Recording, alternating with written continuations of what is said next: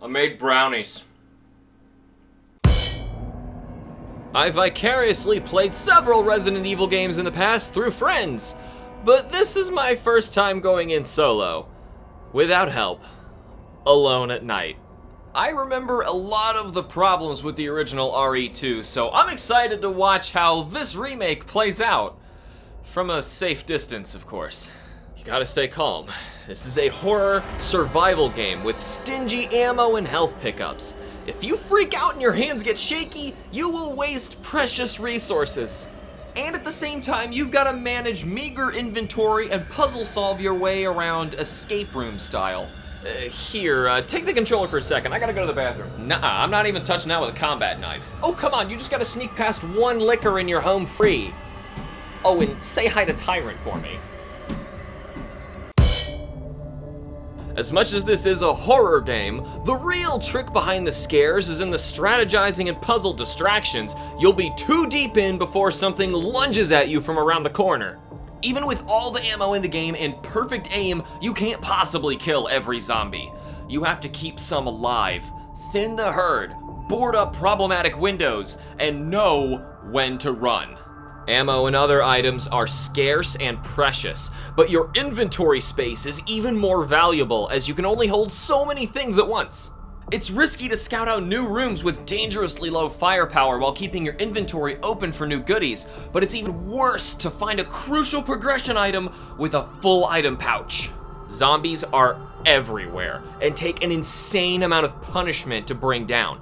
One stubborn zombie took over 12 headshots with Leon's handgun before finally dying for good.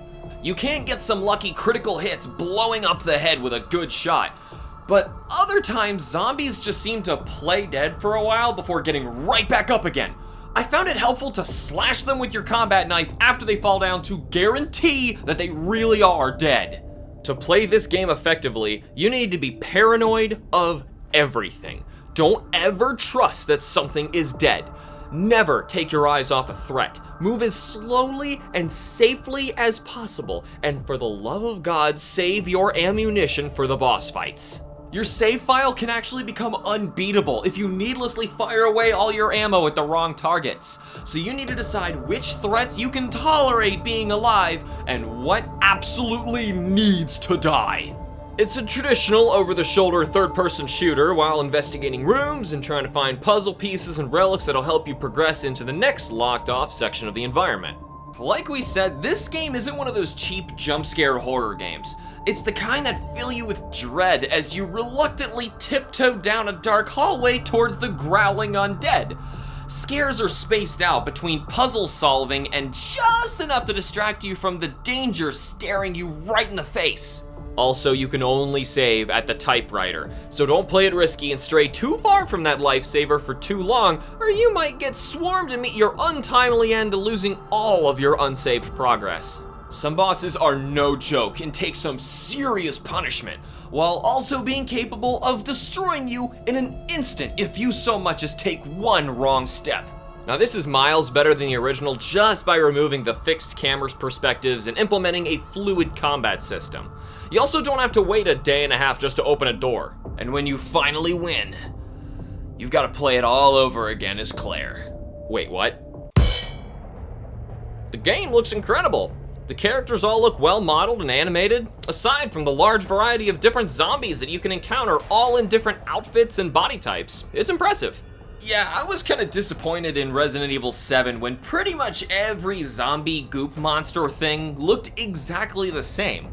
But something is so much scarier in Resident Evil 2 when they all look like they used to be real people. I also appreciate how your map updates with items that you've missed if your character has passed by that location but didn't pick it up. It's really helpful for tracking things that you couldn't fit in your inventory or for discovering some extra goodies that you didn't see the first time around. I really like their redesigns of old creatures like the Lickers and the gross G-Virus monster in all its stages. You even unlock a model and concept art gallery mode to see them up close and personal when you're not desperately screaming and firing like a maniac. Or as normal people would say, gross. The game looks gross. It's good gross. Well, as we already mentioned, you will choose either Leon or Claire before starting the game so that you can complete both of their different story campaigns. In Leon's story, you're starting your first day on the job as a police officer in Raccoon City. But due to your astronomical bad luck, it's also the same day that the city is completely overtaken by zombies. In Claire's story, you'll be searching for your missing brother Chris Redfield from the first game. But this kind of means nothing as you quickly find out that he's perfectly fine on vacation smothering himself in mountains of voluptuous, eager women. From here, their paths are disappointingly identical for a long time, like about half of the main game. And even then, only some segments are moderately different from the other run. When you choose a campaign in the beginning, you're basically choosing who gets trapped in the police station in the beginning.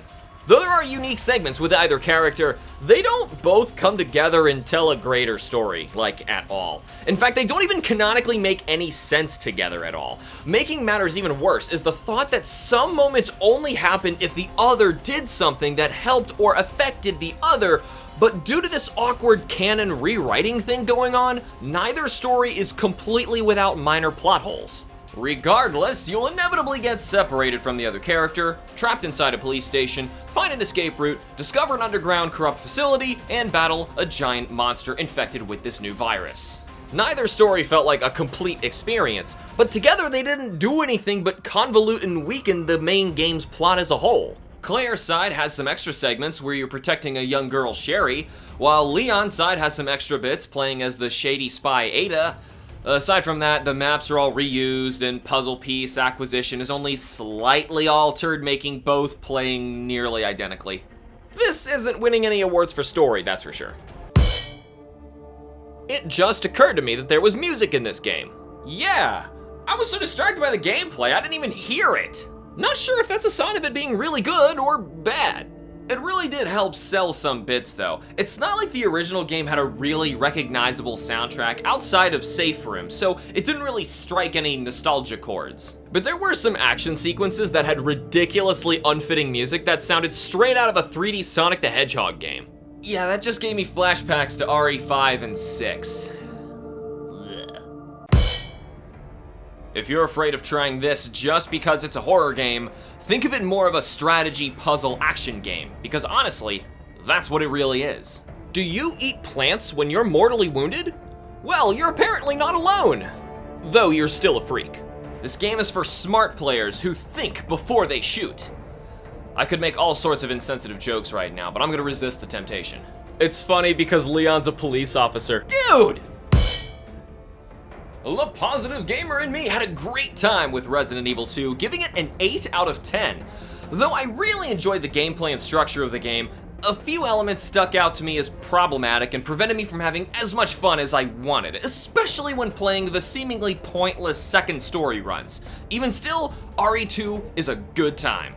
The critical gamer in me enjoyed Resident Evil 2, but still sees room for improvement, giving it a 7 out of 10. The problems I have seem nitpicky and probably only affect me, but hey, this is my review, so get over it.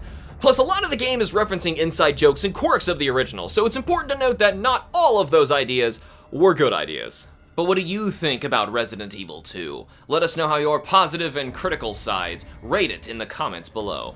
But if you're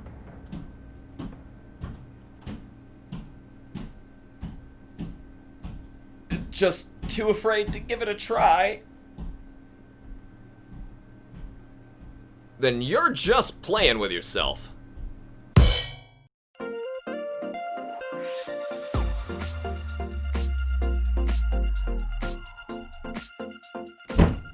Hey, Bomb, have you seen my... Oh my god, what the heck are you playing? No, wait, it's not what you think. What is this anime crap? Dude, that's my computer!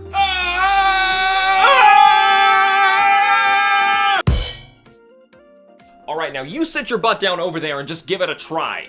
This was an honest request that came in from Patreon anyway, so stop looking at me like that. You're telling me that the internet asked us to play an anime schoolgirl dating sim visual novel? In the long and short of it, yes. I guess there's no limit on the stuff we do anymore. I'm not sure what you're expecting to have happen here, but... Now, I've seen a lot of scary things in my life, but this might top it all. Did we mention this is a psychological horror game?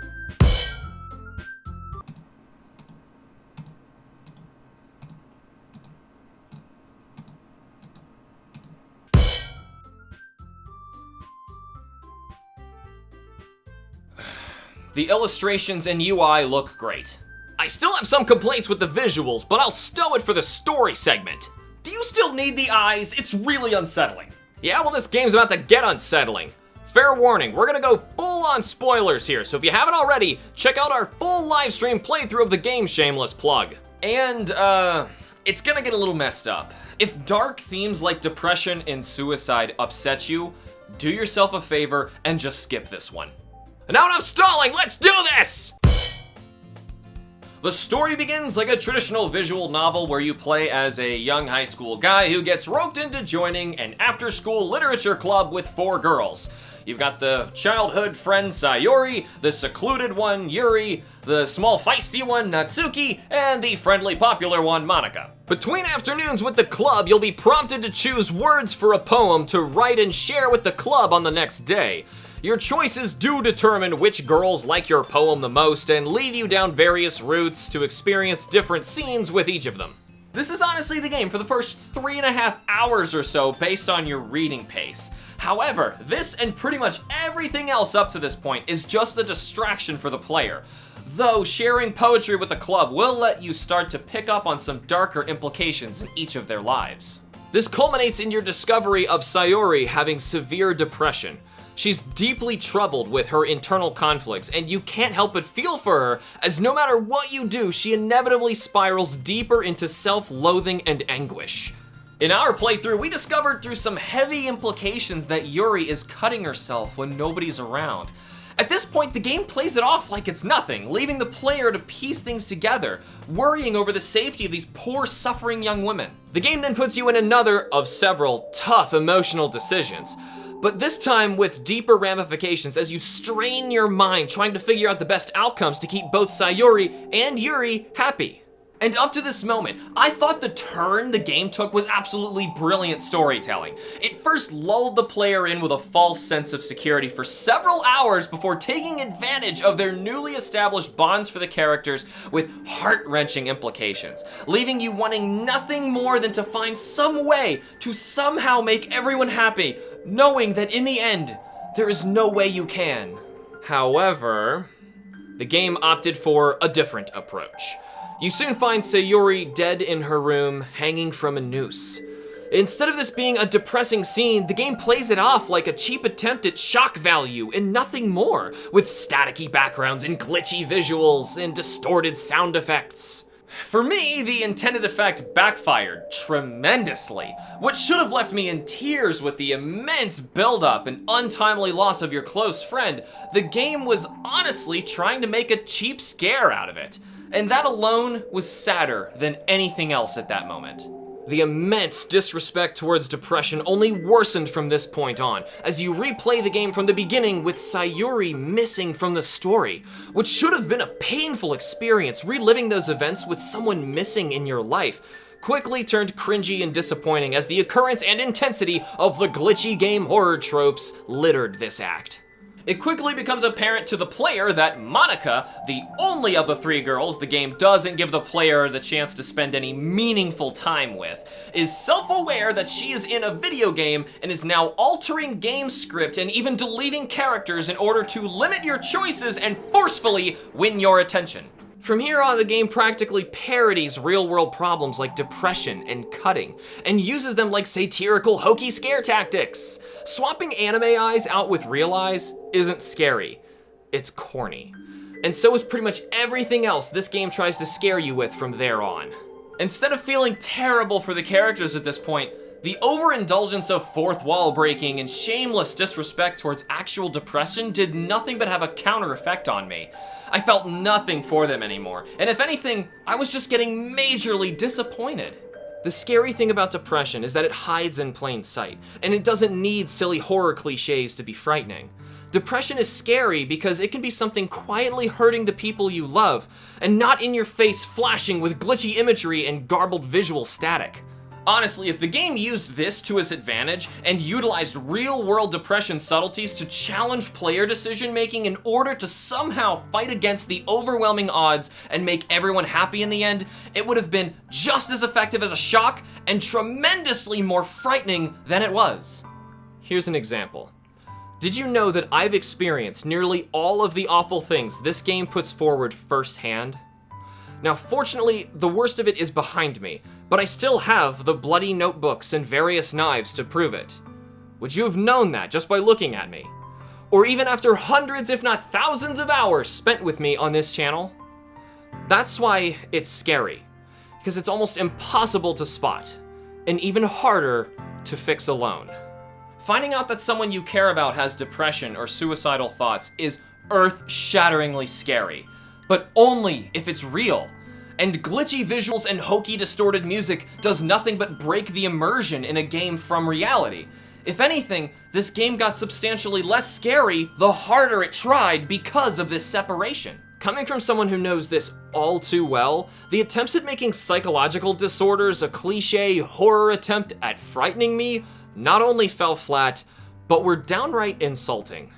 On the upside, the ending was pretty fun and bizarre, with Monica completely taking over the game and forcing the player to do nothing but talk to her, literally forever, until they find and delete her own character file hidden in the game files that Monica herself tells you how to access, not so subtly.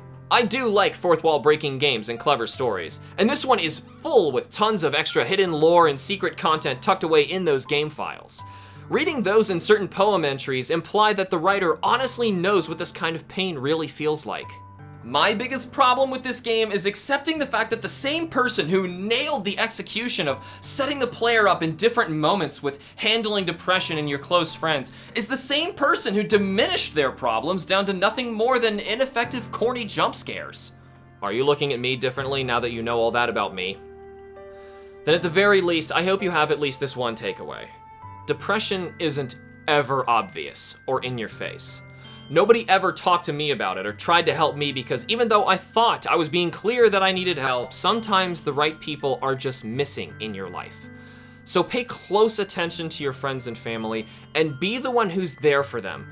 Because for most people, by the time they find out, it might already be too late.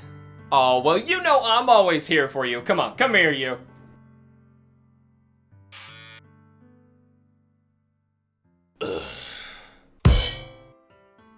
Oh yeah, there's music in this game, but we already kind of covered that, so kinda hard to sell it when we literally just told you the entire story to a visual novel. For at least a few hours, you can fall under the impression that several anime girls are actually interested in you, before they inevitably meet their untimely demise. It's free.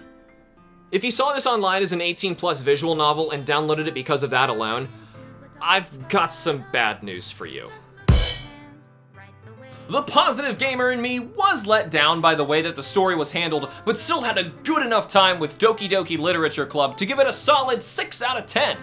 The game is creative in its use of fourth wall breaks and messing with the player psychologically, and honestly should be acclaimed for it. I see pitfalls as opportunities to improve in the future, and hopefully the game's developer, Dan Salvato, does so as well. The critical gamer in me is sickened with Doki Doki Literature Club, but for all the wrong reasons, giving it a lousy 3 out of 10. The ludicrous disrespect of depression it blatantly exaggerates to a comical degree, to me at least, is unforgivable. The game makes light of serious problems and plays them off like they're nothing more than cheap tricks in a horror movie. The fact that the game initially handled depression so well only makes these corny, cringy horror attempts all the more disappointing. Maybe it's best that most people can't relate to this level of depression to recognize that this misrepresentation is actually hurtful to those people who are battling real depression themselves. It only means that they don't have to share in the same pain that the people around them might be going through. If you're right in your assumption, then unfortunately the game might be right in its as well. If this is what ignorant people think depression looks like, then there truly is no happy ending. At the very least, we can be better than that. For those of you in the United States suffering from severe depression, you can call the National Suicide Prevention Lifeline or use the extra links provided in the description for help at any time. And everyone watching this also has access to our Discord page, where problems like this have come up before, and you'd be shocked by the amazing outpouring care and hope given to those of us in the community who are suffering. So don't feel unwelcome, and use the links below to chat with someone anytime. And for what it's worth, what did you guys think of Doki Doki Literature Club? Let us know your positive and critical ratings in the comments below. But if you think depression and suicide are okay to joke about, then you're so lucky I'm running a family-friendly show to tell you how I really feel. You're just playing with yourself!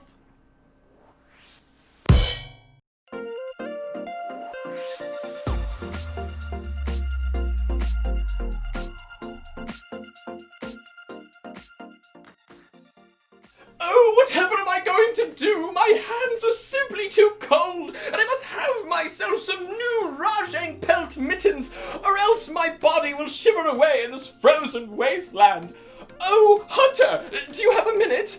You're the perfect one to go on a mighty quest to save me from— Hey, Hunter, I've been looking all over for you. You see, I've been having this problem with a Gindrome lately, and it's getting in my way of some shipments, if you know what I mean. I've been trying to get this really cool new set of palico armor to match You that Hunter that everyone keeps talking about? You see, the guild farm keeps asking me to make this Brachidio's body pillow, but I don't even know what the big hunk even looks like.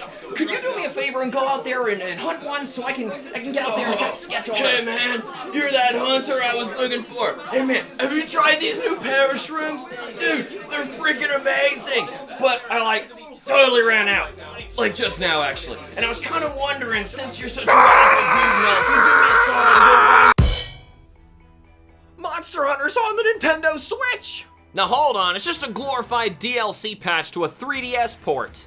But come on, this game's absolutely massive! It's a celebratory send-off to all the previous games that came before it. Kind of a weird way to celebrate something by ruining what made it fun. Oh, come on! There's so much in this game honoring so much of Monster Hunter's vast history. How could you possibly hate it? Oh, where do I even start? How about the fact that practically everything that was fun about Monster Hunter was made overly complicated and micromanaging in this installment? You're still a hunter slaying local monsters for the various villages from the past games, all the while using your carved monster parts to progressively craft better gear in order to tackle even tougher quests. But unlike all other games, your hunter also has access to a series of potentially game-breaking hunter arts and styles that can overpower your hunter to the point of ludicrousy. I do agree the arts look like they came straight out of an over-the-top anime, and the hunting styles can be pretty game-breaking when exploited. And yes, we're visiting various villages from the past games, but this is just an excuse to bombard you with extra busy work quests and useless tickets. Also, they left out my favorite one, Moga Village. Yeah, I'll admit, rounding up all those quests can be a complete slog. A discouragingly huge chunk of this game is just spent talking to people and chasing the incessant, ever-growing dialogue balloons. I cannot express how annoying and time-consuming it is to round up all of the useless tickets and people who want to talk to you across all of the maps in between quests, some of which will only spawn after you leave and then come back. So pretty much everything outside of actual hunting is boring, overindulged, and micromanagey. Like needing to manually mix ingredients to make dishes for the chef, and organizing your army of negligibly different palicos. But you didn't buy this game for that anyway. That's the problem! Hunts are still loads of fun, and especially chaotic with multiplayer. There's a ludicrous amount of monsters and quests in this game, technically making it the largest Monster Hunter game yet. Problem is, a ton of those monsters are trivially different variations of one another, and the overinflated quest list gets that way due to a bombardment of boring gathering quests and repeat monster hunts. I also felt like having too many large monsters in a game like this destroys any semblance of a difficulty curve. There's not much incentive to grind up each new monster for armor and weapons when they're imperceptibly different from one another. You'll only gradually be improving as the game goes on. There are so many other minor complaints I have with this game that all stack up into a massive list that I just don't have time to cover here for the sake of giving you a concise review. So I'm stuck giving you this short description of the gameplay. This game is the antonym of quality of life changes. Though it is still Monster Hunter on the Switch, I think we all would have preferred a low-end Monster Hunter World port over this though. This game looks absolutely terrible, like low poly PS2 or cheap GameCube era levels of terrible. It's a 3DS port, so give it a break! You gotta give it a pass for that massive monster list. 36 small and 94 large monsters based on how you count some of the variants. Though most of them are returning threats, here's how I feel about all of the new ones. Small monsters! Surprisingly frail for being a freaking dinosaur. Feathered raptors are a pretty neat addition to this Jurassic-themed game. Fluffy alpaca that will never replace my portly muse Poogie. Wait, that's it? Huh, okay, well, moving on. Large monsters! A Yu-Gi-Oh monster with a random element thrown in. Conflicting with a roster of otherwise generally natural and believable creature design. Bug that somehow supports massive machinery with nothing but woven silk and its own exoskeleton. That sound you just heard was every biologist on the planet simultaneously facepalming. Massive imposing mammoth who's disappointingly easy to slay. Purple dinosaur from your imagination with literally 3 attacks. World fixed this guy in a big way. Bizarre take on the jungle raptor, bouncing and leaping on its own tail. Kinda like him. Awesome design, but has the most irritating ailment ever devised for a game like this. It reverses controls and even worse, makes your cats want to hit you. Bubble Fox, who's a total pushover. His new sudsy ailment is just unnecessary and uninspired. Majestic dragon that literally rides on its own storm. Technically came from Japan's portable third, but this is his first appearance in the West. Boneyard squid demon. Crazy weird, but undeniably cool. Rocket-powered dragon to the point of comical irrationality who is just too amazing to find problems with. So this game also introduced negligibly different and grindy variants of random monsters called Deviant monsters, because palette swapping makes for easy video game development. This is what happens when you watch too much anime. We made one claw a little bigger and called it new, and they freaking bought it! Someone want to tell me why they took my arch nemesis and made him the ultimate threat of this game? This game was just made to torment me, wasn't it? Same old elephant, now with 20% more snow. This one's special. He has 4 attacks instead of 3. We took an irritating monster and found a way to crank up the irritating-o-meter. Probably my most hated monster for being so boring and uninspired, getting a boring and uninspired variant form. Wow. Gotta give them credit for trying to take a stupid mechanic and turning it into a slightly less stupid mechanic. Somehow cuts the air so fast it creates shock waves that can cause bleeding. Are they even trying anymore? Take everything irritating about fighting Silver Rathalos and multiply that by about 1,000, because double poison wasn't bad enough. By hiding in a Glavenus skull, it now gets one of Glavenus's attacks? Makes about as much sense as hunters getting skills from their armor, so whatever. Some deviants are so lame, I honestly struggle to even notice their differences. Basically, Brute Tigrex, except blue. So from surviving multiple encounters with hunters, it grew crystals on its chin? I can now confirm that they have indeed stopped trying. Fast, irritating monster, made faster and more irritating. Forgot about how bad some of those deviant monsters were for a minute there. Now that's uninspired padding right there. I'm losing track of how many times we've had to use the word uninspired to describe things in this video. And it's not getting any better because now we're moving on to the... You're... saving some researchers over and over for the entire game.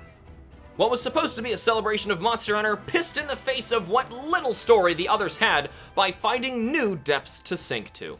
I thought their last entry, 4 Ultimate, had a really interesting story for a Monster Hunter game, and I was actually invested in what was happening for a change. But this, the first game, tells a better story than this uninspired crap. There's that word again! Monster Hunter music is outstanding, and with so many unique monsters, it rakes in a plethora of awesome battle themes from the various past games. Ironically, the only ones that aren't great are the new tracks, like the repetitive Deviant monster theme. They're all disjointingly poor compared to the past music. I hate how you have to listen to that stupid Deviant monster theme during all 10 levels of every single Deviant monster's fight. Oh yeah, we didn't even mention the convoluted nature of Deviant monster quests and materials. There's a tremendous amount of little quirky problems with this game that we're just glossing over for the sake of this review. Once again, just don't go into this game unless you're prepared for a headache. That freaking Deviant theme is a headache in and of itself. This game outwardly sports quantity over quality big time. If you're in it to spend like 600 plus hours in a grindy fantasy hunting game for Switch, then this is absolutely the game for you. Have you played every other Monster Hunter game and just desperately need your fix? This game can be pretty outrageous and fun with a group of friends if you're willing to put its many faults aside just to enjoy the ride. Seriously, just play something else. The positive gamer in me had a conflicting ride with Monster Hunter Generations Ultimate, but can put those problems aside just enough to give it a decent 6 out of 10. You've got to be a big fan of Monster Hunter to get past the first 100-hour slog of dialogue and gathering quests, but hunting with friends can definitely make this game hold up with an above-average score, especially with the outrageous challenges the endgame will throw your way. The critical gamer in me struggles to find a word strong enough to express my immense disappointment with Monster Hunter Generations Ultimate, giving it a shallow 4 out of 10. Quantity over quality, tediously grindy padding, and excessive micromanagement are all huge turnoffs for me in a game. And these things represent Gen U at its core. These things it added to the past games did nothing but detract from the experience as a whole. To look past these glaring issues and enjoy the game to its fullest, it'll take substantially more patience for tedium and convolution than what I alone can muster.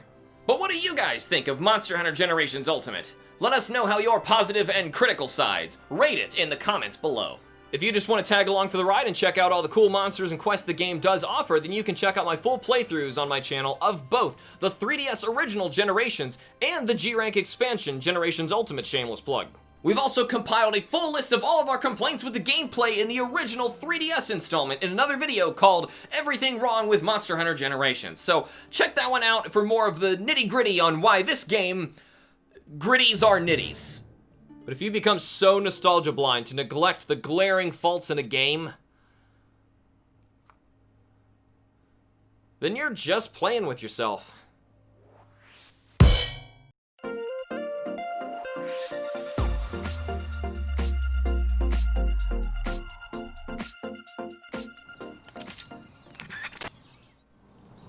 Major, it's time for round 3. Yes, but it's also a prequel, so don't get confused. Wait, a prequel? So this happens even before Metal Gear Solid 1? Snake, this happens before the original MSX titles you didn't even play. I still got the gist. I watched a playthrough online. What kind of loser just watches a video game online instead of actually playing it for themselves?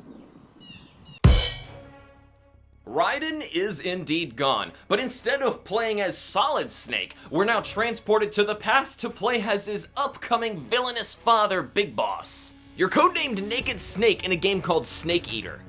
I find the repetitive phallic coincidences to be highly suspect, and they don't stop here. The internet recommended we play this snaky adventure on hard mode, considering how it's a little easier than the rest, so keep that in mind. There's no better Naked Snake than a hard Naked Snake. There's several versions of this release, but we played the PS3's HD remaster, as this does update a few gameplay quirks as well as the resolution. Forget the awkward fixed cameras of the past and say hello to a much freer camera system. Now when you get spotted, it's your own dumb fault. There are a ton of quality of life and gameplay improvements when compared to MGS2, but they also added some new weird mechanics. You're now sneaking through a dense Russian jungle with plenty of new ways to take down enemies and avoid notice, like wearing various camouflage. But you can also get injured, which is super creative at first, but after a while it just becomes a tedious way to heal inside of the menus, using about 4 items each to cure each injury as it occurs. But nitpicks aside, compared to the first 2 installments, MGS3 is easily the most fun to play of the bunch. The bosses in particular were a lot of fun to fight, each with interesting hidden mechanics where the player needs to find ways to outsmart them all in order to win. Remember, as always, this is a stealth mission, and though you are one tough soldier, you are certainly not equipped or encouraged to take out everybody in your way. Actually, of all the games, I'd say this one makes it the easiest to just gun down everyone in your path, considering how overpowered and absurdly tanky Snake is this time around. But even if you decide to go in guns blazing, the game will creatively punish you for it later, with one of the coolest boss fights I have ever seen. There's also some rail shooter segments, where you are absolutely encouraged to mow down everyone in your path. This is Big Boss, after all. Since you're going into this mission solo and unequipped, you'll have to find your own food on the fly, usually consisting of the local hunted wildlife like fish and snakes. This aspect, combined with nursing your own wounds back to health, makes this game feel substantially more real than its predecessors, and I love that about it. Though it can get a little too intrusive and arduous in menus at times. An after effect of playing this game is figuring out how to satisfy your new unquenchable urge to figure out what every animal you see tastes like. Graphically, we are still on the same system as MGS2, which had its fair share of bland color palettes and awkward 3D models, but honestly, MGS3 just looks better in both regards, however incrementally. To be fair, this time you're mostly outdoors, so of course it's gonna look brown. But this time there's at least various color palettes, outdoors and indoors, that you'll be paying close attention to in order to best optimize a matching camo. Characters and background assets look really nice, and if we're comparing it to MGS2, I'd say a little bit nicer as well. You'll need to pay close attention to moving grass and rustling sounds in order to find and catch the local wildlife on the go. And the way they're all animated make them all feel real enough without them being too easy to catch or too obscure to even see.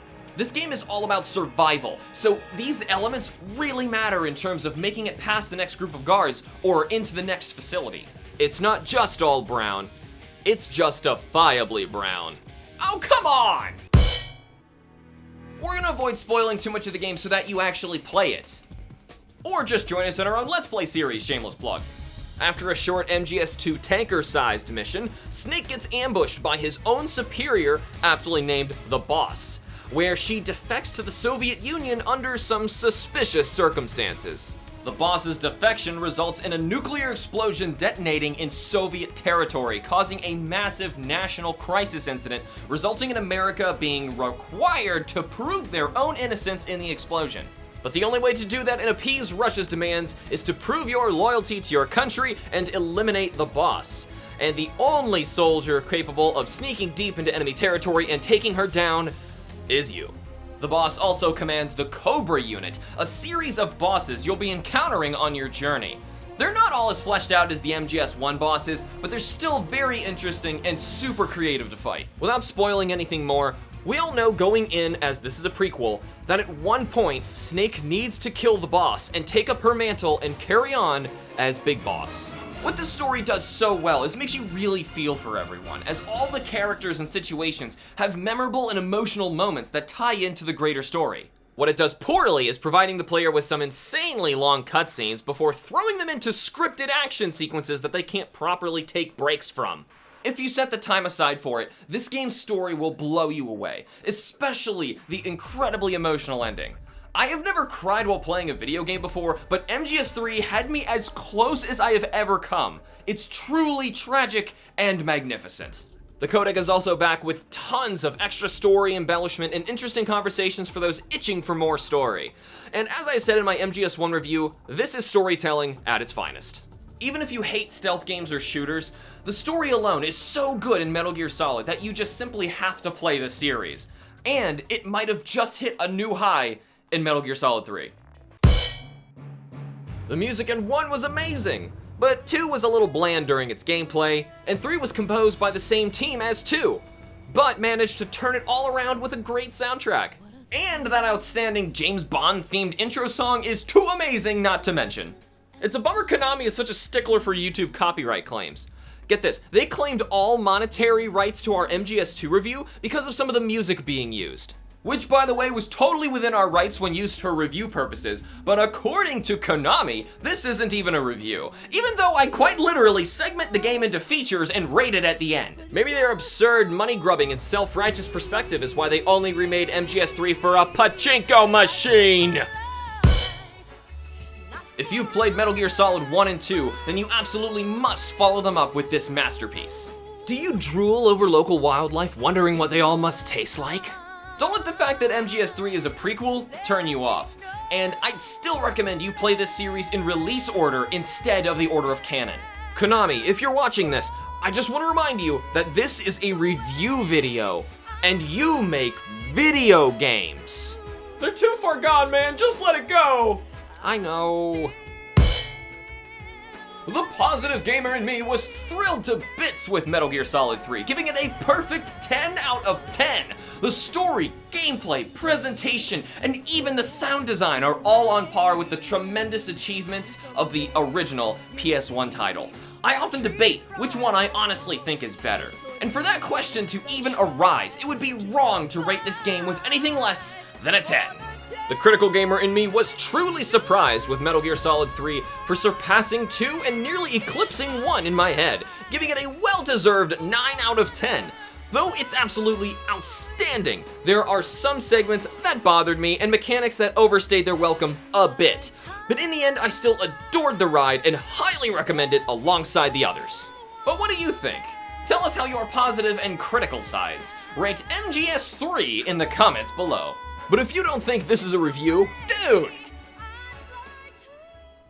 then you're just playing with yourself. Konami.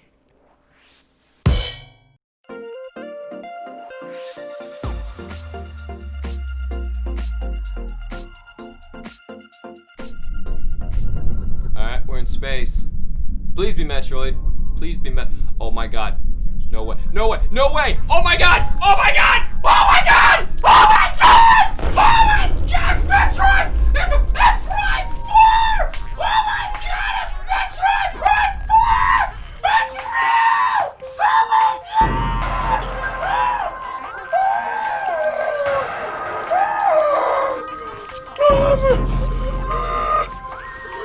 god. Hey, Hamster, did you see that announcement for the new Metroid game? No, not Prime 4, the other one. Didn't you watch the Treehouse Live? Other one? It's the first new 2D Metroid since 2004! Dreams really do come true. So, Prime 4 got delayed. But good thing Samus Returns came out to help tide us over. It's been 3 years now and all we have is a logo. But yes, Samus Returns does help. It's a full-on reimagining of the original Metroid 2 for the Game Boy, and faithful return to the seemingly abandoned 2D Metroid formula! There's only one possible way I can see this turning out badly. What's that? They absolutely must make more. Like every few years. And for this thing. Please, Nintendo, just take my money! Is it fair to say that this is everything great about 2D Metroid, but even better? Yes, for the most part, but there are a couple quirks I do have with this game, but I'll touch on them later. You'll be exploring the vast 2D map of planet SR-388, hunting down the remaining alien Metroids as they evolve into various deadly stages the deeper you progress. Aside from the traditional Metroid 2 bosses, there are a couple new ones added in for variety, which I certainly appreciate as the original Game Boy title left something to be desired in that department. Like always, you'll explore and access new abilities and power-ups that will help you better navigate the world and arm yourself for tougher threats. With a much appreciated nifty new fast travel system, which fortunately isn't used in overabundance. The game still encourages natural exploration while saving time on backtracking. Combat also feels smooth as butter.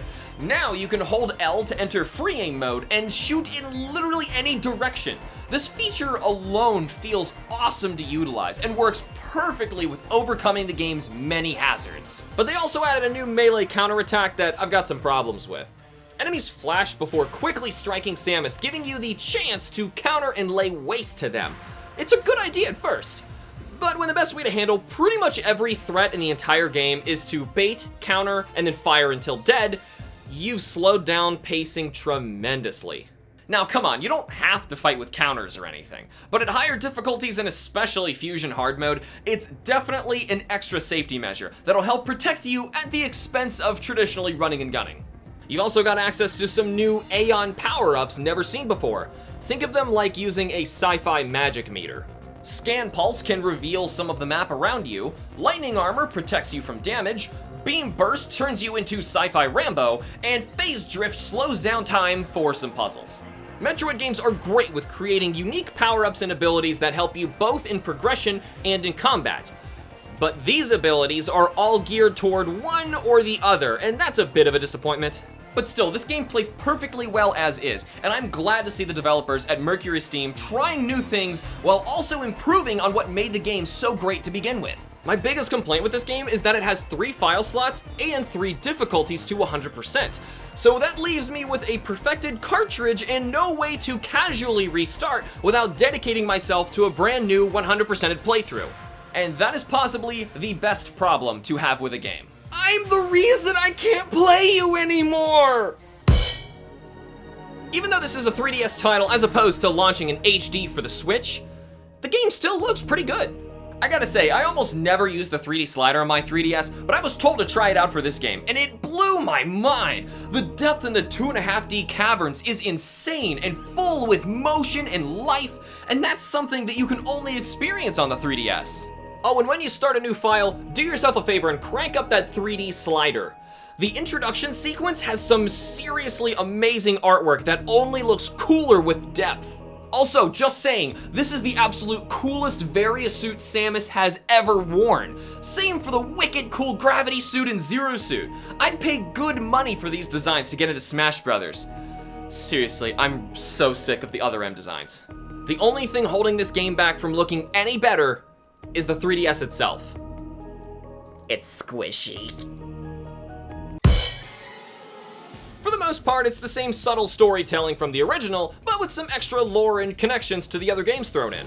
After the Prime trilogy, Samus is sent to the Metroid homeworld SR-388 in order to finish her mission in eradicating the threatening alien race once and for all. This game isn't about the story, but for those interested, there's a ton of extra stuff to dig into online and speculate over. It's still a remake, so I'm not gonna pick on it for having a simple story. Minor spoilers here about the ending, so skip forward to the music section if you honestly don't want to hear. For some reason. I can only assume anyone actually worried about spoilers would have played it by now, but after eradicating all Metroids on the planet, culminating in a climactic battle with the massive Queen Metroid, Samus discovers a single infant Metroid hatching from the only surviving egg. The baby takes a liking to Samus, believing her to be its mother. She feels bad for the infant and decides to escort it back to her ship for the Galactic Federation, setting off the events of Super Metroid. Except, on their way back to the ship, the two are ambushed by Proteus Ridley, a new form halfway recovering from his Meta and Omega forms in Prime, with mechanical enhancements being shed and overgrown. This fight was not in the original and surprised the heck out of me. Critically, I love how they just canonized the Prime games and tied in how Ridley recovered from his mechanical aesthetic and regained his body for Super.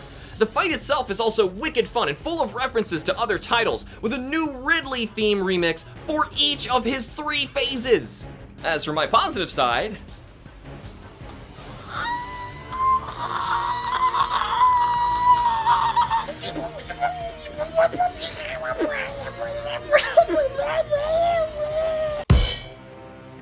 okay, trying to hold up in the Metroid sound department is tough enough, but somehow this soundtrack still manages to impress. Mwah. There's even remixes and sound effects from various games making a return in this game. It's like Metroid Greatest Hits. It's powerful, frightening, and atmospheric. I really like Metroid. If you're new to Metroid, this is a perfect jumping on point, as long as you still have a 3DS laying around. Or just join me for my Let's Play series, shameless plug.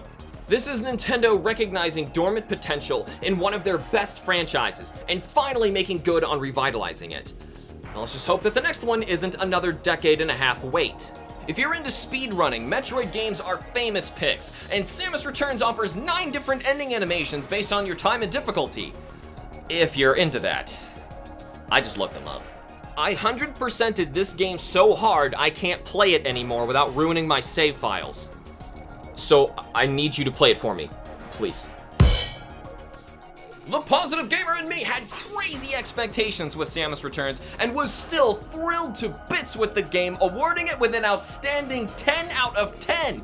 This game is so good, it's arguably one of the best, if not the best, 2D Metroid game ever made. And it revitalized the franchise and prepared it for more great games to come. Right, Nintendo? Please? The critical gamer in me was very impressed with Metroid Samus Returns, but still finds reason to give it a strong 9 out of 10. Yes, it's outstanding in almost every regard, but... wow, what a sentence. It's still got a few quirks that can be polished out for the next installment, like melee counters and Aeon abilities. Points for trying something new, but bigger points for successfully revitalizing everything we love about 2D Metroid. But what do you think? Tell us how your positive and critical sides rate Metroid Samus Returns in the comments below. We've done too many positive reviews lately. I say we do something harsher next time. Something that neither of us even like. You know, we could just do another Pokemon Opinions episode. I mean, what generation were we at again? Oh yeah. But I'll tell you right now, if you're one of those uptight gamers, too snobbish and elitist to please, even though a good thing that you should love just came your way, then you're just playing with yourself. Respect the squish.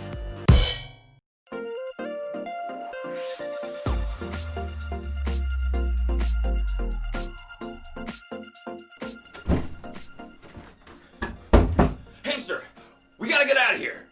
Bomb, what are you up to? I was tracking down El Dorado with the help of Sir Francis Drake's lost journal, but my plane was shot down by a private militia, and I crash landed here without a map. We need to be careful as we make our way around because this place is crawling with heavily armed mooks, and not to mention these freaky booby traps. I'm telling you, man, the Spanish were onto something, and don't even get me started on the Germans. They had some sort of secret plot to... Are you even listening to me? So what movie were you watching this time? It wasn't a movie. It's Uncharted. What's the difference? Oh, come on. This game is so much more than its story. I sure hope so, considering the story so far is just average. But I love this story. It's like the movie National Treasure, but instead you add Nolan North instead of casting Nicholas Cringe. You don't say. Uncharted's gameplay takes the dying 3D puzzle platformers of the previous generation and finds a new reimagined home for it on the PS3. Great, so all the awkward third-person jumping and finagling around the terrain and figuring out what's interactable and what's not is back in full force from the likes of Tomb Raider.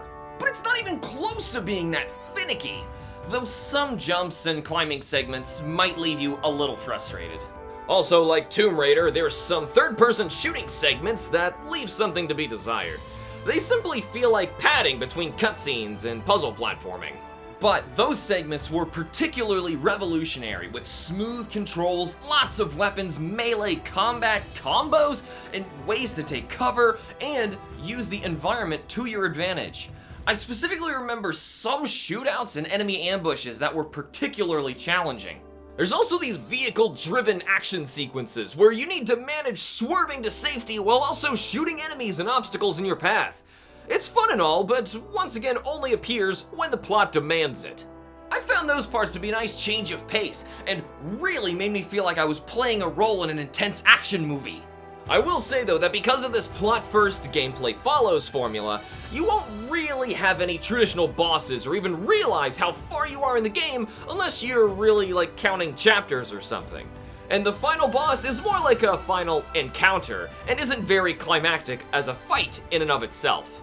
But the ending totally is cinematic and theatrical. Okay, not the gameplay, but the story. Stow it from the plot section, Bomb. We're talking gameplay. Yeah, but it feels kind of weird. I mean, who's playing Uncharted for just the gameplay anyway? Good point. Just in case we didn't wave it around enough, we're playing the PS4 Remastered Collection. It wasn't really relevant to bring up until now, considering how most of those changes were purely graphical.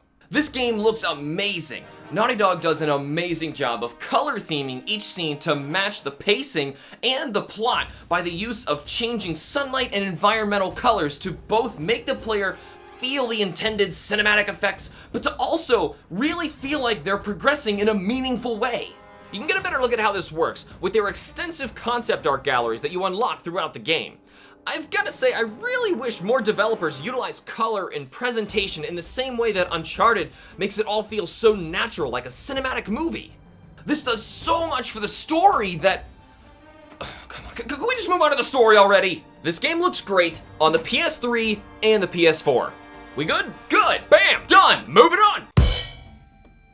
I don't really see how we can avoid spoilers here, so bear with us. So you play as the sneaky yet comical fun treasure hunter Nathan Drake, who's joined by his partner Sully, looking to strike it rich and pay off his debts by finding the long-lost treasure of Sir Francis Drake, El Dorado. So the pair, they meet up with Elena Fisher, a reporter looking to get the scoop on their next discovery. Turns out that the pair had actually planned on ditching Elena once they got their hands on the next piece of the puzzle on their quest, a lost journal hidden in Sir Francis's old empty coffin buried at sea. Anyway, they then travel to a temple hidden in the Amazonian rainforest in hopes of finding their treasure. The trail then leads them through some unlikely finds like a wrecked German U-boat, where they find coordinates to where their target was delivered, and they soon discover that El Dorado was not actually a fabled city of gold, but actually a massive solid gold statue. But Sully's shady debtors Roman and Navarro catch wind of the operation and ambush the pair in the jungle, shooting Sully and stealing the map to their treasure. Nate meets up with Elena while escaping, and the two frantically track down the hidden island in order to beat the bad guys to the treasure. On the island, the two fight off mercenaries while investigating the island like a crime scene in hopes of reaching the treasure first. Eventually, Sully is found to be alive and forced to work for Roman at gunpoint, leaving Nate and Elena to rescue him and find out the truth about the treasure themselves. If I may be so intrusive to point out, this whole time you are slaughtering people by the dozens in a strange separation from the characters' normal witty and amusing banter. But it turns out that you're not the only things on the island killing mooks by the truckload. That's because we discover that Sir Francis Drake was actually sabotaging his own expedition to keep El Dorado a secret and hidden away on the island forever by sinking his own ships and flooding the customs house, due to the fact that the Spanish colonists who had originally taken the treasure from the Amazonian jungle had all transformed into weird, humanoid, vicious zombie monsters called descendants. I'm certainly not a fan of how this game's realistic and believable story up to this point was so suddenly disjointed from reality with the inclusion of this weird supernatural element. But this didn't stop the Germans from trying to weaponize the statue and failing miserably. And of course, didn't stop Roman and Navarro from doing the same. As the characters all discover the secrets of the island and converge on El Dorado simultaneously, Navarro turns on Roman, tricking him into turning into a descendant so that Navarro can solely attempt to get away and sell the dangerous statue as a bioweapon. Nate leaps and shoots his way aboard, leading up to a final confrontation with Navarro, where the statue slips out of reach and drags Navarro down by a rope tangled around his leg deep into the dark ocean depths, never to be seen again. So anyway, and then Nate and Elena had this fleeting romantic moment after killing a small country's worth of people and gaining nothing, while quickly getting interrupted by Sully, who managed to find an overflowing chest of lost Spanish gold. Everyone laughs, the sun sets, and credits roll. Okay, so with all that out of the way, I would just like to say, the soundtrack for this series is phenomenal. It's definitely something you'll want to add to your video game music playlists. It's alright. I mean, honestly, there's nothing very memorable or even that hummable here. Come on, but you've gotta admit that everything is orchestrated in a way to thematically play into the beat of the ongoing action and drama. It sounds more like a movie soundtrack than anything. And honestly, it kinda is a movie soundtrack. But I like this movie! This game basically invented and perfected witty banter and funny character interactions during gameplay, making all of the characters feel real and relatable. I highly recommend this series to non-gamers due to how approachable it is with its story-centered action, but also it doesn't fully neglect engaging gameplay, unlike some franchises. This is easily the weakest of the mainline Uncharted series, but let it be known that the other games learned a tremendous amount from this groundbreaking milestone's achievements. Nolan North. The positive gamer in me had a blast with Uncharted Drake's Fortune, giving it a golden 8 out of 10. The story is engaging, the characters are incredible, and the gameplay is surprisingly good. I hear lots of fans telling newcomers to this series to skip the first entry, but I'd confidently argue against overlooking this early masterpiece. The critical gamer in me had some gripes with Uncharted Drake's Fortune, giving it an average 5 out of 10. The gameplay can get a little intrusive and shoehorned at times, and the game leaves you little reason for replayability, but even still, looking back on the series, the original Uncharted shines as nothing less than greatness from small beginnings. But what do you think? Let us know how your positive and critical sides rate Uncharted Drake's Fortune in the comments below. But if you honestly think this series is better off without its groundbreaking original title, then you're just playing with yourself.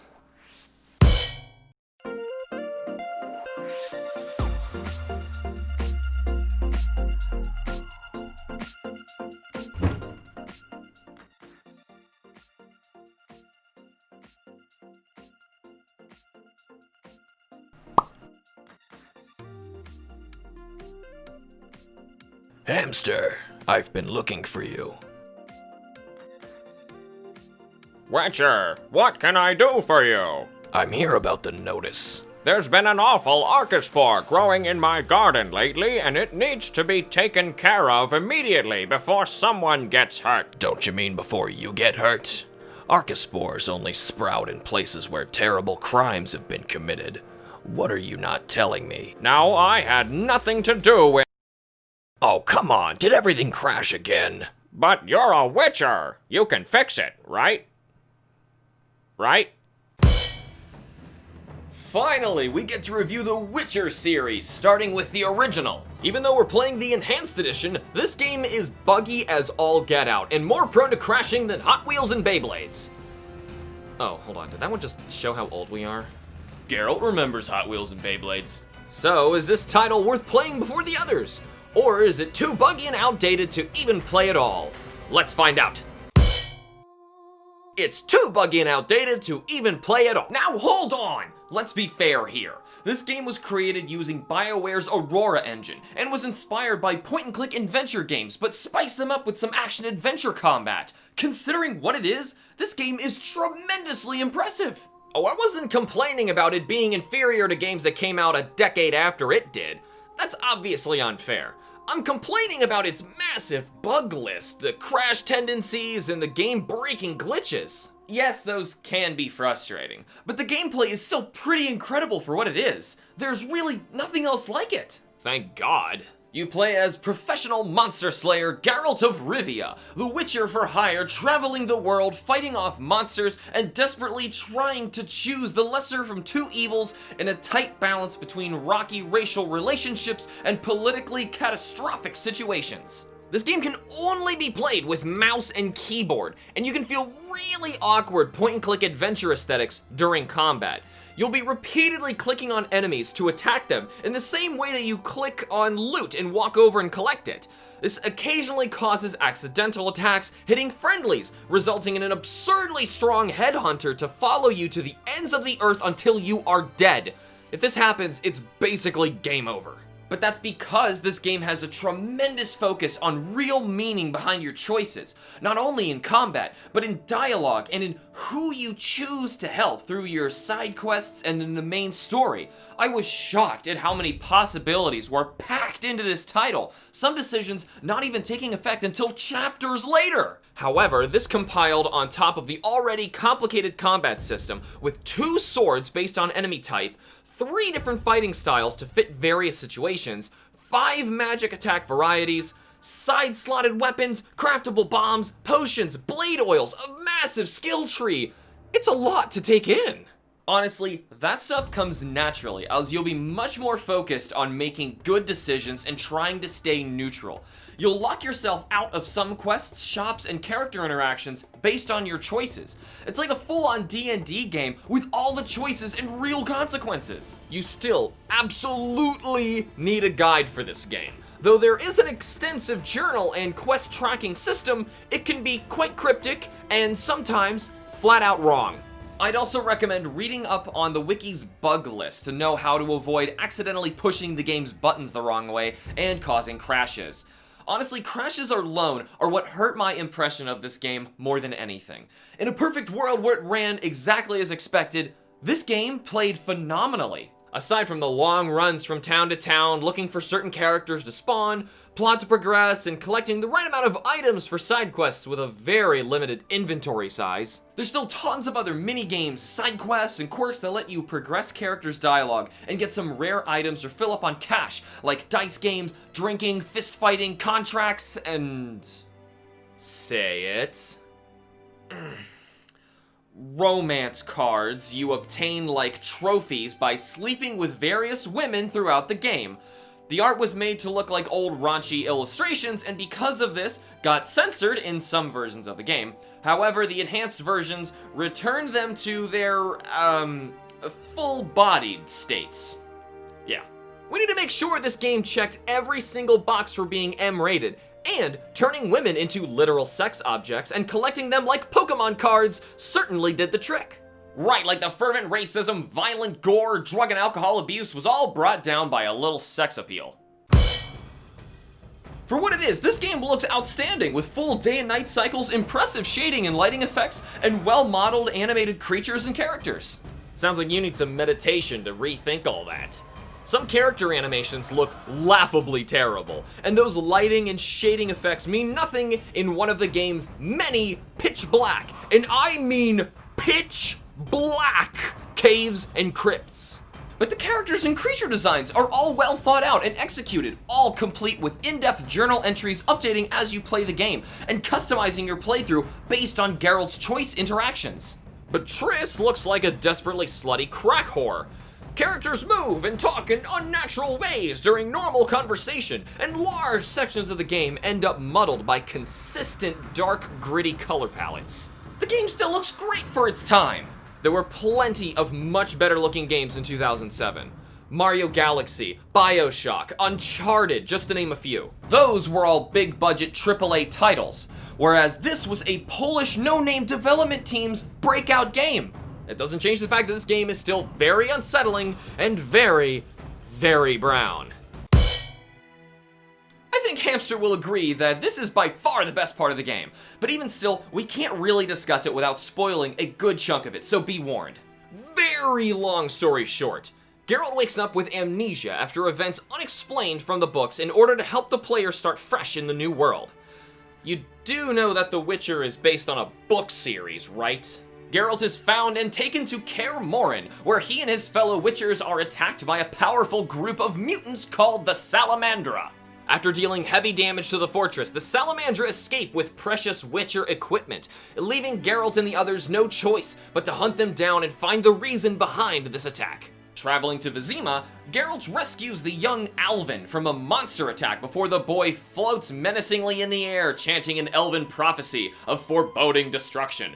Realizing Alvin clearly has some sort of supernatural powers that he just cannot control, Geralt leaves him in his old friend Shawnee's care. Like Shawnee, Geralt meets up with several old friends from the books whom he doesn't recognize, and needs to become more reacquainted with. This is great for new players, getting accustomed to the world of The Witcher, who weren't already weirded out by Alvin's exorcist scene. Once inside the halls of Vizima, Geralt hires an investigator to help him track down Salamandra.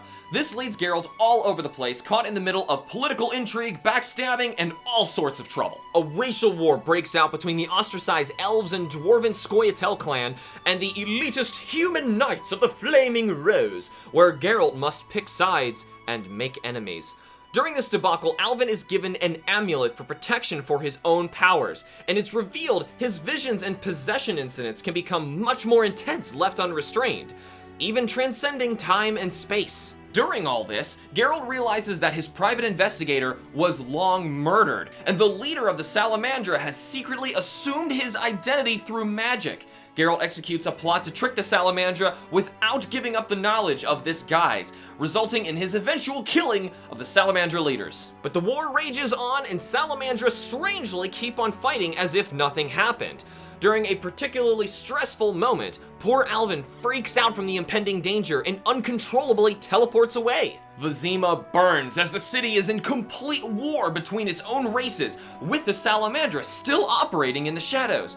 Based on who Geralt sided with, you'll either fight through the Scoia'tael, the Knights of the Order, or both. After an intense battle resulting in Geralt finally fulfilling the king's request to cure his daughter of her curse, read the books, everything seems to come to a close before Geralt discovers that the Grand Master of the Order of the Flaming Rose, Jacques de Aldersberg, was actually the true leader of the Salamandra all along. They portray Jacques as a just and caring man with a stern, firm code for the people he cares about. He is revealed to be plotting to overthrow the king and take over the country himself in order to save it from the impending doom foretold by the elven prophecy. Jacques vowed to become the savior of the world after a lifetime of being plagued with visions of the future where this prophecy was not prevented. So he created an army of mutants with powerful commanders and sorcerers in order to overthrow the monarchy. As one does. Geralt fights through a vision of an apocalyptical future with the help of his friends made on his journey in order to take down Jacques once and for all.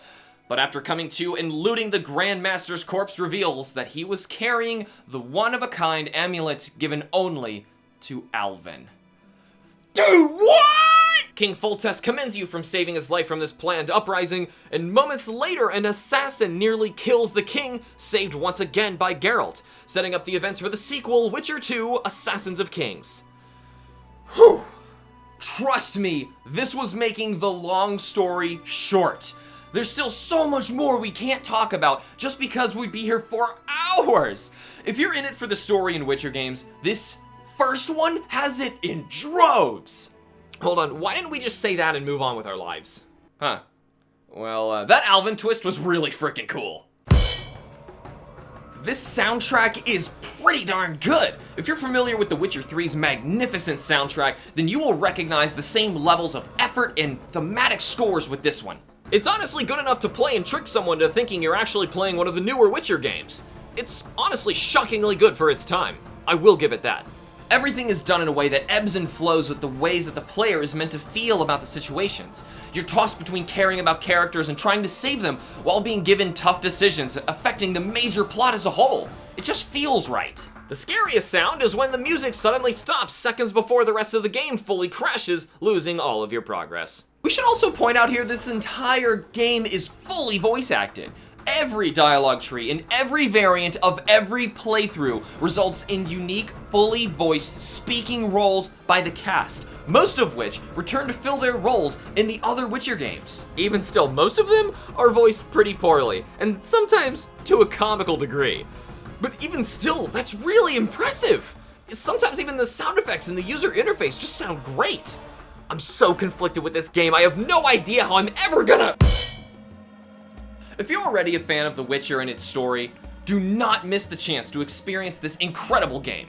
I slogged through this nearly unplayable mess so you don't have to. This game is an absolute masterpiece! Sort of. Are you confused yet?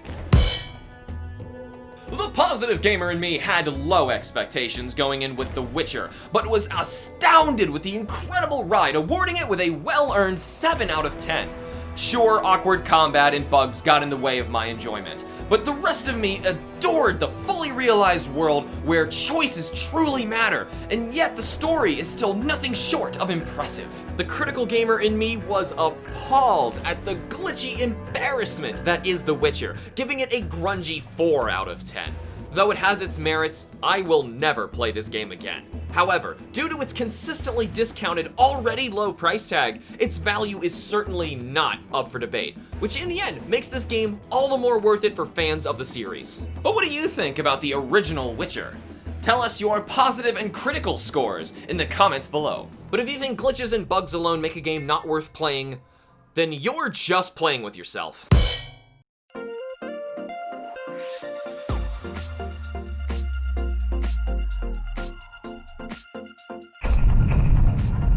Hey guys, look! Mario's on TV! And Yoshi! I always pick him in Mario Kart. Pikachu too! Hey, that reminds me, I'm missing some Pokemon. Did you get red or blue version?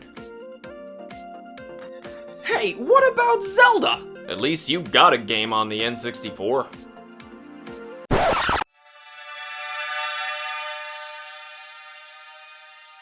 Get him, Mario! Thunderbolt, Pikachu! Use Thunderbolt! Swallow them whole! Show no mercy! Samus is on N64! It counts! That counts! What's even happening anymore? Oh my god, I can't believe Nintendo, of all companies, made a game where they let all their characters beat the crap out of each other. Now we can finally determine who really is the strongest. Or rather, prove how Yoshi is the best. Are you kidding me? Link has so much equipment that Yoshi can eat. As can Kirby, by the way. What about Samus? She's a long-range fighter covered in literal armor. Oh no, you grab a controller, Hamster, because it is on like Donkey Kong. Since we're pretending it's the 90s, I'm gonna let that one slide. But not your inexcusable Metroid disrespect. You just pick a character and beat the crap out of the others. Basically playing King of the Hill until time expires or you run out of lives, and that's pretty much it. Hey, hold on! The thing that makes the game so cool is that each character is from other Nintendo video games with exclusive moves that only they can perform. It is a satisfying gameplay loop of knocking the other characters senseless. Damage builds up with a rising percentage gauge instead of draining HP.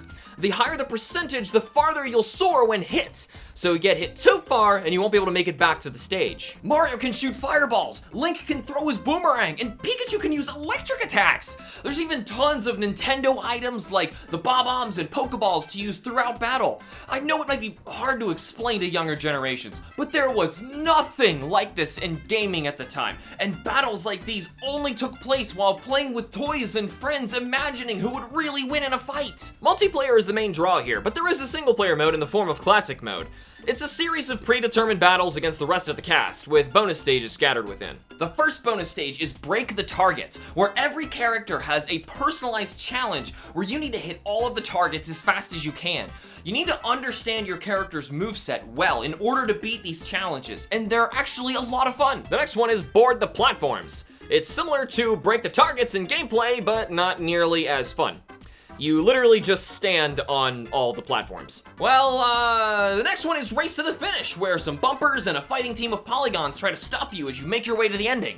You actually get to fight a fighting team of polygons in the next stage, and it is the hardest of all the stages in my opinion. The polygon team are all just purple textured versions of all the characters. Kinda lazy, but hey, it adds a new concept to the gauntlet of fights. One battle in Classic Mode teases you by letting you fight the Mario Brothers, revealing that Luigi is in the game. But you'll need to fulfill some hidden requirements in order to unlock him and the other 3 for a complete roster of 12 characters. Jigglypuff, Luigi, and Captain Falcon are all relatively easy unlocks, whereas Ness can be an absolute slog as you'll need to beat Classic Mode on normal with no continues and only 3 lives. The freaking Polygon team gets me almost every single time. Your final battle is with Master Hand, a boss with traditional HP who aims to defeat you in a last stand at Final Destination. Hey wait, the final boss is a floating glove? It's an N64 game, so keep your standards in check. It's hard to not get distracted by all the nostalgic amazement by simply seeing these characters and stages from across Nintendo history all in one game. The characters and stages look pretty good for their scale, and considering how much action is going on screen at once. There are 8 main stages, 1 for each of the main casts, with a secret retro Mushroom Kingdom stage to unlock. The atmosphere here is perfect for all the mayhem that this gives the characters. Speaking of the characters, here's how I feel about all of them. Mr. Nintendo himself is so prominent in this game, the freaking title is a play on his own series. Being the only heavyweight gives him a huge advantage, stupid ape. Looks and sounds straight out of Ocarina of Time. This game wouldn't be complete missing the boy without a fairy. Clearly the best character from the best game ever, that's not even on the N64. I used to be a huge Yoshi fan, and nothing brought me more joy than turning my enemies into eggs and crapping them right off the stage. Masahiro Sakurai's cute creation who's a little too OP for this game, just saying. I never liked how Fox left his R-Wing and made up a whole new moveset here. Heck, the fact that he even had a laser gun bothered me back in the day. Different times, man. Pokemon was still new at the time, yet Pikachu still fittingly made the roster. No better way to rep the biggest growing game company than with their own mascot. A fun surprise to spawn in Classic mode and has a different enough playstyle to justify his inclusion. Plus, it's Luigi, man. This oddball inclusion is probably the only reason enough people wondered who this strange little boy even was to turn this poorly selling Mother series into a cult classic. Another literally who character who got out of his cockpit to fight hand to hand. I even played F-Zero and had no idea who this Falcon Flamer even was. The second most famous Pokemon created as a semi-Kirby clone. Also, the jokingly weak character good players used to destroy the stereotypes. Man, you gotta love that late 90s art style. This game's even full of that Adam West Batman biff bop pow sound effects. Some days you just can't get rid of a Bob-omb. Now, don't even start. There's no, yes, there is. There's a, don't lie to them. But what about the, no, Master Hand representing a player playing with their toys doesn't count. But then there's still the wait, that's all you had, wasn't it? Yeah, kinda. It's all actiony Nintendo music fitting the stages. It's so amazing. Wait a second, what about the awkwardly silent menu? Not all these tracks are solid either. Shut up, it's Nintendo, and I love it! You're just excited because you're getting a Metroid theme remix for Planet Zebes, aren't you? There's even different victory themes for each character based on their franchise. Get a room already! I think I just might. This game took absolutely no convincing on the playground to get a friend to play it. The premise alone was mind-blowing. I wouldn't recommend this over the later Smash titles, but it's still Smash Brothers. And it's still a good time. Did you see that commercial? This game is real. That was back in the Stone Age when people used to watch TV through these electronic cables that came through their walls. Neanderthals. The positive gamer in me had loads of fun with the N64 Super Smash Bros., giving it a powerful 8 out of 10. The charm of this game is heavily weighted in nostalgia and multiplayer gameplay, which worked wonders at the time. Though later installments would drastically upstage it, the groundwork was all laid with this landmark experimental party game. The critical gamer in me recoils at the original Smash Bros. As it ages like milk, giving it a souring 5 out of 10. Yes, it's fun for a while with friends, but its lackluster single-player content turns it into little more than a nostalgia-fueled sandbox fighter. Ironically, the only reason to play this title anymore is for nostalgia of the Smash Bros. Series itself. But what do you think? Tell us how your positive and critical sides rate Super Smash Bros. For the N64 in the comments below. But if you think Samus would lose in a fight to any of these weaklings, then you're just playing with yourself. Seriously, man?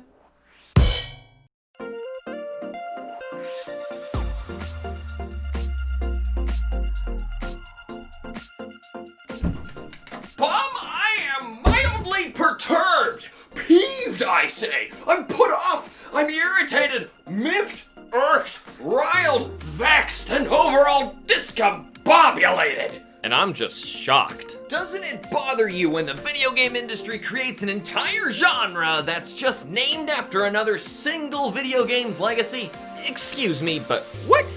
Hollow Knight. What genre would you call it? It's a Metroidvania at heart, but it's also a Souls-like. See that? Right there! You couldn't use actual genres to describe the game on its own merits, but instead had it define it based on similarities it has with other games.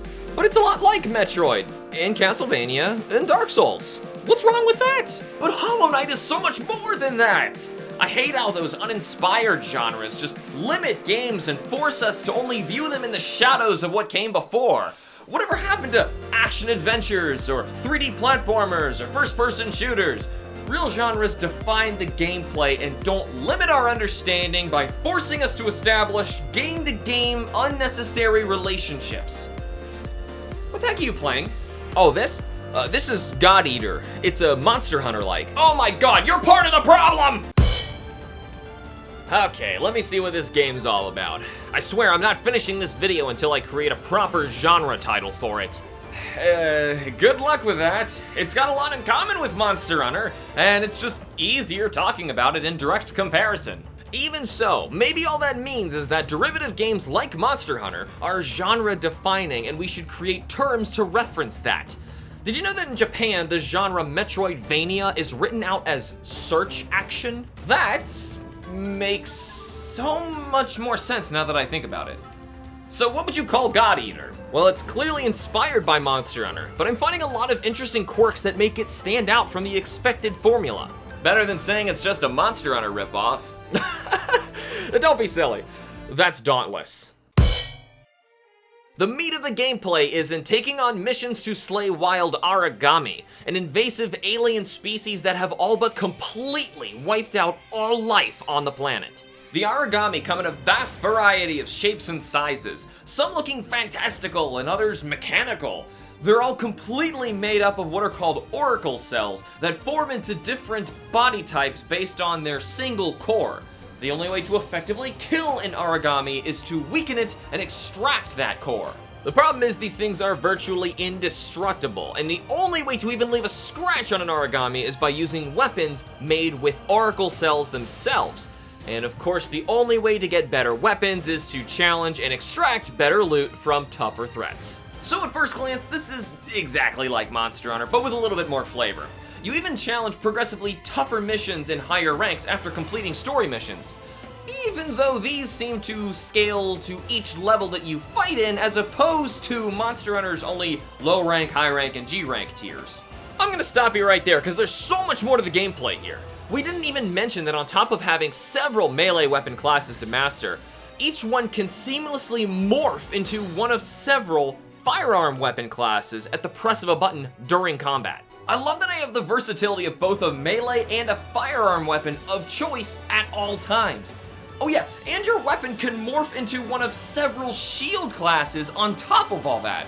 All these combinations add a ridiculous amount of customization to the combat. My favorite core feature of this gameplay is how you need to attack origami with melee attacks in order to stock up on auricle cells, which you can then convert into various bullets for your gun. It's a perfect give and take gameplay loop for combat that also makes perfect sense with this lore. There's also different predator styles and devours where your living weapon literally morphs into a giant mouth and takes a huge bite out of the enemy, not only giving you auricle cells, but also pushing you into what's called burst mode, where you kind of glow and stuff. I have put well over 60 hours into this game, and I legitimately have no idea what burst mode really is. I only found out how shields affect your defense after about 15 hours. It took me well over half the game to realize that I was supposed to use a devour attack on downed enemies in order to extract loot from them. And only at the second to last boss did I realize that your equipment all has elemental strengths and weaknesses. It's safe to say that there is a tremendous amount of content to dig into here. But fortunately, this game isn't overly punishing and demanding that you master all of it in order to progress. Except for Blitz Hannibal, he can go die. Oh yeah, and playing single player isn't really a problem, as you can choose to bring along AI teammates from the game's large cast of NPCs. These characters all level up with their own new skills you can unlock and assign to them, making them much more versatile in combat to fit your playstyle. It's a good idea to try and keep them all well prepared, as the story sometimes demands you challenge huge threats with predetermined teams you may or may not have even been using. Then there's like 1,000 little things that make this feel so much better than Monster Hunter, like readable damage values, no loading zones in combat, collective party endurance levels instead of counting feints, and the ability to read all quest rewards, their probabilities, and how to acquire them right from the quest window. Hey, it's not all sunshine and rainbows. I'm bothered that when hitting weak spots, you deal upwards of 10 to 15 times the damage dealt to an armored spot on an origami. That is ludicrous damage. On top of that, these creatures move pretty darn quickly and can dish out some insane punishment if you're not well prepared, leading to some underwhelmingly quick but devastating battles. But there's more than enough enemy variety and quest types that you'll always have something to do. Even with its quirks, it's still really fun. Not so much when your entire party won't stop chattering short, corny, and stereotypical anime one-liners during combat, sometimes cutting themselves off to say the exact same lines again. Now you can turn off some of these in settings, but not all of them. Now I'll show you my real strength. Cut you down. Now I'll show you my real strength. No, we don't mess Oh, with power. whoa, It's coursing through me. Yes, it's true power. Cut you down. Coursing Now through we don't me. mess with Now I'll show you my real strength. Cut Power. you down. Coursing Now I'll through show me. you my Oh, real strength. Cut you down. No, we don't mess with Now power. Cut you down. anime. Moving on. Wait up! What about the character and creature designs? I really like the wide variety of origami classes and how their unique aesthetics all blend over into their craftable weapons. Some of those characters seemed a little outlandish, with absurdly dysfunctional clothing to borderline comical degrees of fan service. Sakuya is pretty much wearing a black napkin as a shirt. Give it a break, very few characters are actually that bad. Anyhow, it's a good time to talk about the fact that this game, God Eater Resurrection, is a fully remastered PSP port with extra story and mission content compared to the original 2010 title God Eater Burst, which itself is a remastered version with expanded story and missions from the base game God Eater. So this decade-old PSP game was ported up to be playable on modern Steam and PS4. Considering what an undertaking that is, the game turned out alright. Alright? This game looks pretty darn good considering what it is. The awkward attack and flinching animations would beg to differ. Plus, the game still has that weird 3D anime look that never really looks good no matter how polished the game gets. My character wore a massive cartoon frog head with Santa Claus's coat and a pair of pink oversized plushy teddy bear legs, so I guess I didn't really notice. I am tempted to say that the story is the best part of this game. Wow, that's good! Monster Hunter never really has a good story, so that's great to see here. I never said it was great. We don't really want to spoil the story here, as there's actually several really cool character arcs and plot twists to be discovered. It's like watching an anime that you can play. I also watched the actual God Eater anime, by the way, just for comparison to the game. How'd that go? Well, it's only got one season so far and only covers up to the story till about half of the first arc of 3, making it approximately 1/6 of the entire first game. So my biggest complaint was that there just wasn't more of it. The game itself does a great job of providing fully fleshed out characterization and atmosphere to the scenes. Alyssa learns to conquer her repressed PTSD. Soma struggles with accepting his unnatural Oracle Cell-infused birth. Shio is actually an origami, yearning to know what it's like to live as a human. And Johannes is challenged with moral dilemmas, deciding the fate of the entire planet. There's a lot to unpack. But like a typical anime, it has its handful of stereotypically one-noted characters. Ironically, the actual anime fleshed out the cast in a big way, especially with your near-silent protagonist. The anime paid far more attention to character development and world building than the game did, which I guess was to be expected. I mean, we're playing a game where humanity is nearly extinct, living in a wasteland, fighting off the ever-growing monstrous forces threatening to exterminate the last bits of life on the planet. That alone is interesting enough to want to learn more about it all. But the game itself hardly develops in world building outside of Fenrir, which is your base of operations, opting for implying what happened to the world through the atmosphere. The anime, however, does a spectacular job of remedying this. I would highly recommend giving it a watch. And don't worry about watching it before you play it or spoiling anything, considering how little it actually covers. Plus, the anime changes some big plot points from the source material in order to keep gamers in the know on their toes. You know, in the end, I would still say that this game is worth playing due to its substantial story alone. What the game puts forward is enjoyable enough of a ride to justify playing until the end. Or rather, all 3 of them. Wait, what? Yeah, so God Eater has an ending, and then God Eater Burst expands on that story and continues it until it ends, and finally God Eater Resurrection carries this until the 3rd end for the final climax. Think of it like how Monster Hunter released a high rank or a G rank expansion to their base games. The real question is, was this story better than what the recent Monster Hunter game in 2015 had to offer? Yeah, that would be an emphatic yes! The music is incredible, but this music is terrible. Okay, so like half of it is incredible, but this half is still terrible. I'm getting some serious Nier Automata vibes from this too, which is so not a good thing. But the intro theme cinematic is freaking outstanding. I'll give you that. But outside of story cutscenes where you actually want to hear the characters' voices, most players will probably play the game on mute, listening to Spotify or something instead. But you can even select what music you want the game to play during each mission. And it's not even buried in the menus. It's right there on the mission select screen alongside the character voice options. But I still can't mute or change the obnoxious hub areas theme. Is there any pleasing you? Probably not. I intentionally played the original God Eater before moving on to the sequels to get a fair view of the series.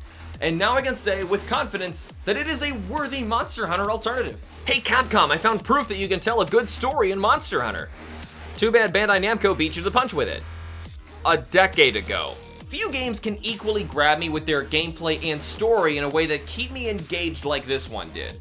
At the very least, the story is a bonus incentive to keep on doing what you were gonna do anyway.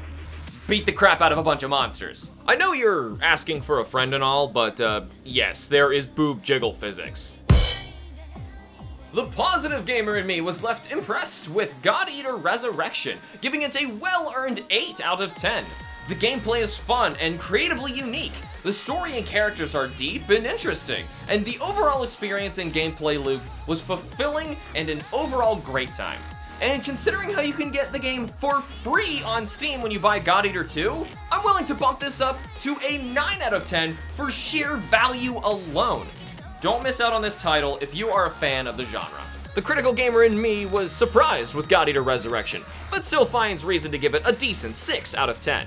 The game can be cryptic at times, and some gameplay mechanics still confuse me to this day, but they weren't bad enough to break the experience for me.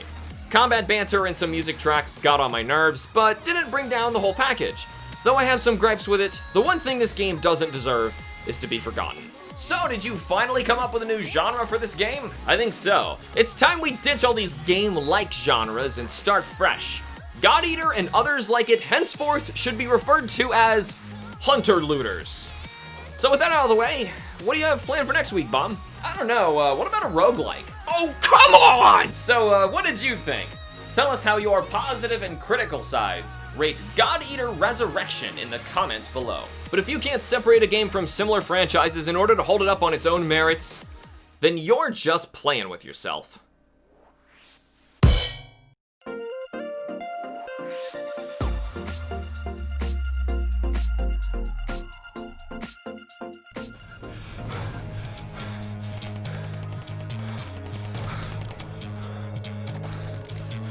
General Hamster, this is Major Bomb, over.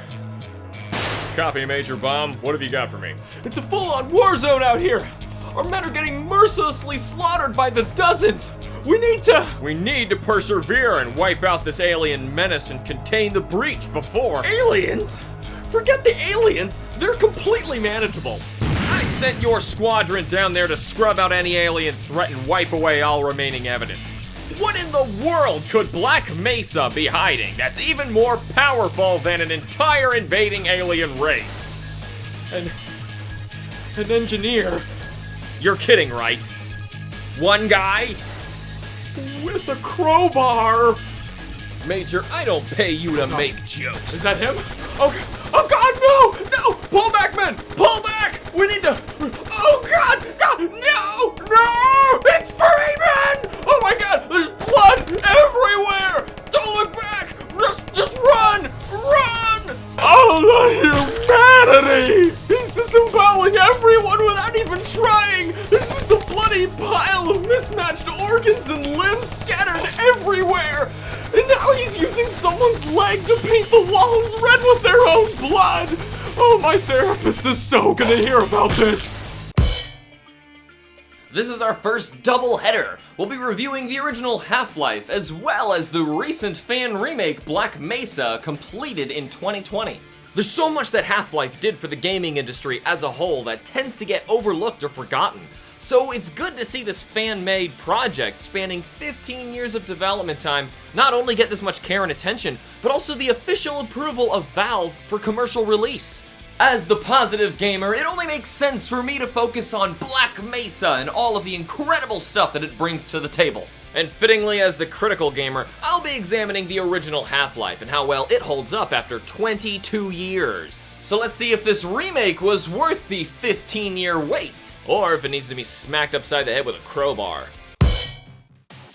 At first glance, Half-Life is yet another first-person shooter, but upon closer inspection, the game is absolutely bursting with creative decisions that set it apart from its competition. For the most part, Black Mesa uses the same design framework as the original, so these design elements all carry over. Instead of having story cuts and cutscenes stopping the player and allowing the game to load in new levels, nearly the entire game is fully realized in first person as you run, jump, shoot, and puzzle solve your way around this massive facility.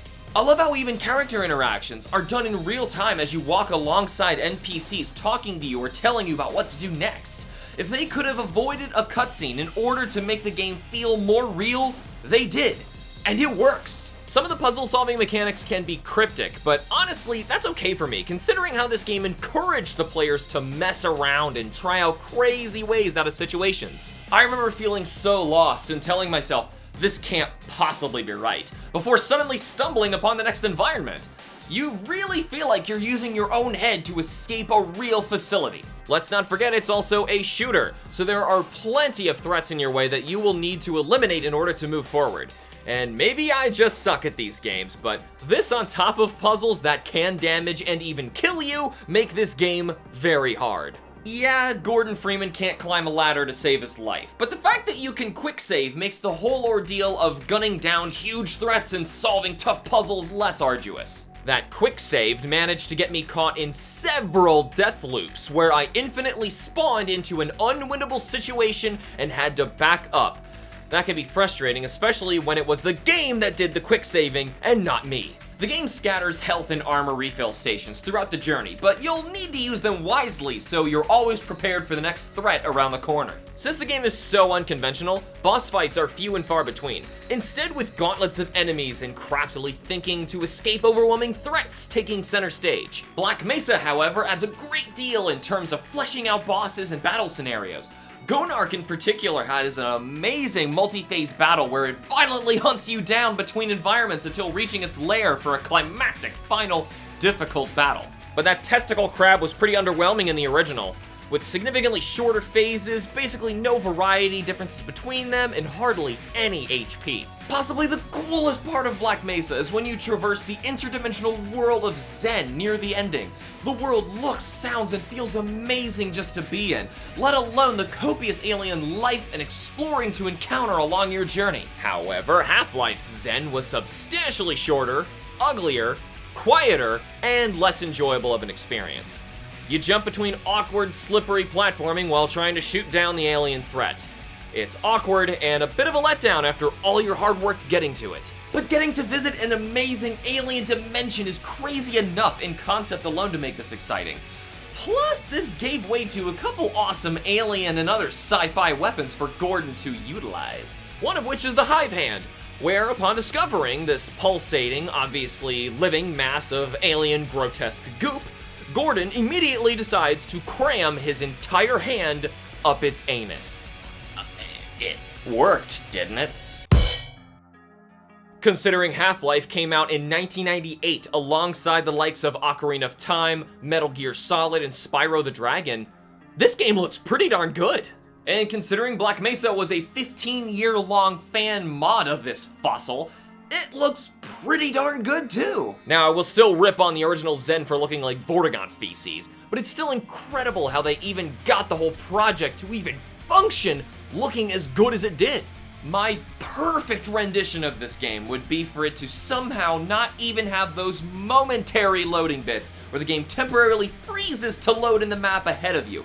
Just the thought of playing this game as a constant, smooth, non-stop run is captivating. Though the cryptic puzzles in Half-Life are made even more cryptic by means of the graphics not quite being advanced enough for the player to easily discern what they need to do. Black Mesa does fix that to an extent, but graphically it's fun to watch Black Mesa look more and more polished as you play deeper and deeper into the game, considering the 15-year development time. So now what you're saying is we need to start all over again, remaking it to look as amazing as Cyberpunk 2077, and the cycle continues. Half-Life and Black Mesa follow the same storyline from Gordon Freeman's perspective, a physicist arriving late to work in the experimental facility Black Mesa where boom, science happens and a dimensional portal is accidentally opened, allowing a neighboring dimension of alien creatures to invade and attack the facility. The game's story is predominantly told through tense horror scenes as you escape, discovering your coworkers being controlled by parasitic head crabs and killed right in front of you in gruesome ways. The military catches wind of the invasion and sends in a heavily armed unit to eliminate the alien threat, as well as cover up any and all witnesses. Meaning you. So yeah, you're basically caught between an intergalactic war where both sides want you dead, all because you were a little late to work.